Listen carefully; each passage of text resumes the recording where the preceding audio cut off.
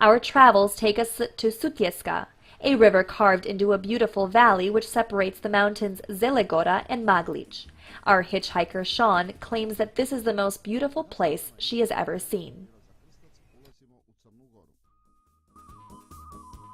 We continue on moving south to the border crossing in Krstac, where we enter into Montenegro. Our engine overheating makes us weary of continuing on. Nonetheless, we hope we will make it successfully. With that thought in mind, we move on because we are only at the beginning of our trip to India. Thus, we arrive at the monastery of Ostrog. While the building at Ostrog proudly overlooks the river valley Zete, worshippers of all Orthodox counties gather in the foothills. Many pilgrims pray to St. Basil of Ostrog to help them achieve their greatest life goals. Tako da nema veze koja vjera, niti svi ljudi dolaze, neko dolazi kao vjernici, a neko dolaze kao turisti. I prethodno su zadovoljni, nešto malo zbog puta nije u redu, a ostalo je sve idealno. The traditional religious gathering day is May 12th, the day of St. Basil, when thousands of religious persons gather here. Many come here by foot, and some even barefoot, which is how people used to pilgrimage to the eternal resting place of St. Basil. Sean departs from us in Podgora, and we turn towards Albania, a European country with many secrets and unknowns. Prošli smo već 3 granice, bosansku, crnogorsku i sad albansku. Na bosanskoj ljudi su nam bili super, na crnogorskoj isto tako, a na albanskoj korektni, bez puno zapitkivanja, platiš taksu, vozi. The city of Shkodra appears to us at a stopping point. It's situated next to the lake by the same name, which gives a portrayal of Albania as it was in the past, a traditional rural country with poor roads and a score of old Mercedes, but on the other hand, pleasant residents. On the other side, a view of Drac offers a completely different picture and buries any biases about this country of eagles. Aside from it being Albania's largest port that is well connected to Italy, Drac is at the same time becoming an increasingly popular tourist center. After a long period of isolation during communism, during which the country became silent for the sake of its security, it can be said that Albania is today awakening. On its shores, Ron flies in from Macedonia with his family. This is the beach. It is good, but it is really dirty because people here throw many trash in that.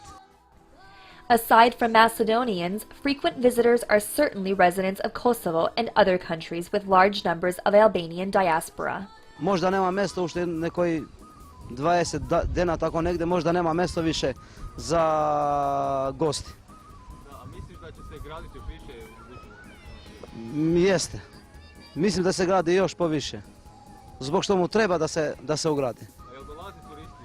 Mnogo, previše. Ima turisti od Kosova, od Makedonije, ima od Italije, ima od Germanije, ima od svugde gosti ima.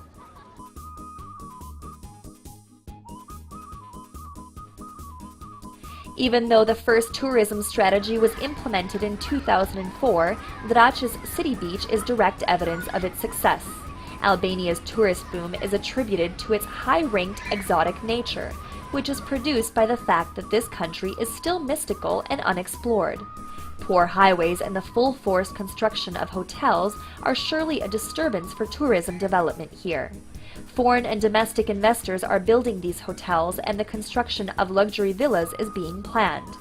Surely this scenario will not only satisfy European guests, but Albanians who have lived in Europe for a number of years as well. One of these is Enver from London. Albanian future is going to be, I reckon, one of the greatest countries in the world. I think they're going to fix up and they're going to move somewhere in life, but you never know.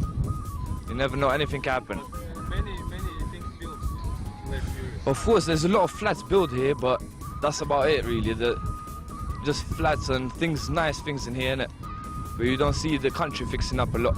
Just a little bit by a little bit. Other than beaches and the sea, Albania is filled with beautiful mountain ranges which appeal to numerous adventurists. On the other hand, only historical monuments silently reveal the difficult history of this country. The Skenderbegov Square in Tirana is the monument of a national hero who led wars against the Turks in the 15th and 16th centuries.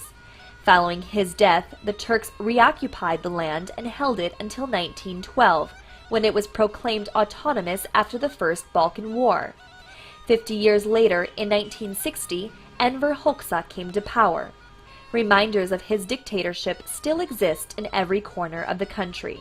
In fact, out of fear from a nuclear war between the two opponents, the dictator had about 500,000 bunkers built.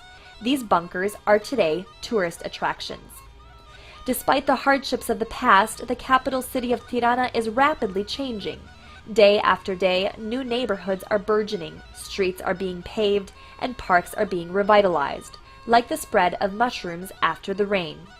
Large commercial chains have begun to unveil this part of Europe and draw it into a global movement.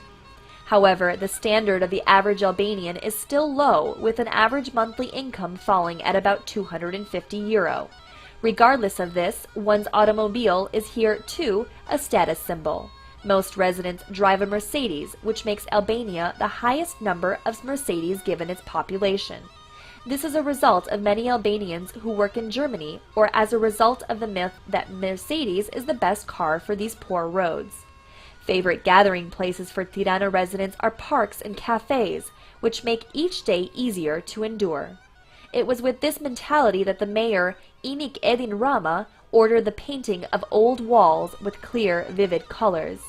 This palette will likely someday become a tourist attraction like all other countries who have a deficit in production and take advantage of tourism as if it was the only remaining ace that they could draw out of their sleeve during a game of cards. Like the survival of street performers, people here must survive just from tourism.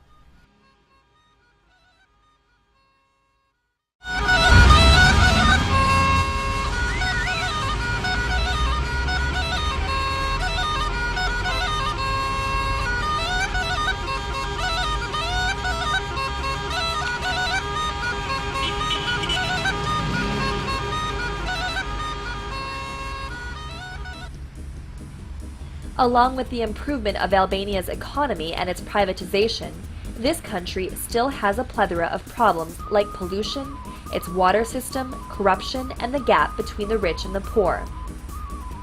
In the outermost parts of downtown Tirana, one can find a few neighborhoods that lack any sort of infrastructure. Entire families reside in devastated houses and old buildings. You can decide for yourself if this is by their own choice or if it is the result of someone else's doing. But you will definitely conclude that these children's faces are illuminated with the same smiles of children in all places of the world.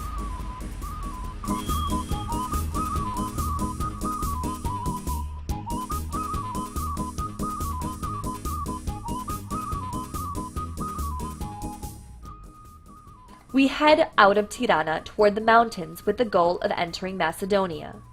Mountainous areas with curvy roads lead us into the home of the legendary Ohrid pearls.